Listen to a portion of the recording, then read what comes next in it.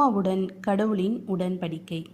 கடவுள் நோவாவிற்கும் அவர் புதல்வருக்கும் ஆசி வழங்கி கூறியது: பலுகி பெருகி மண்ணுலகை நிரப்புங்கள். மண்ணுலகின் விலங்குகள், வானத்து பறவைகள், நிலத்தில் ஊர்வன, கடலின் மீன்கள் அனைத்தும் உங்களுக்கு அஞ்சி நடுங்கட்டும்.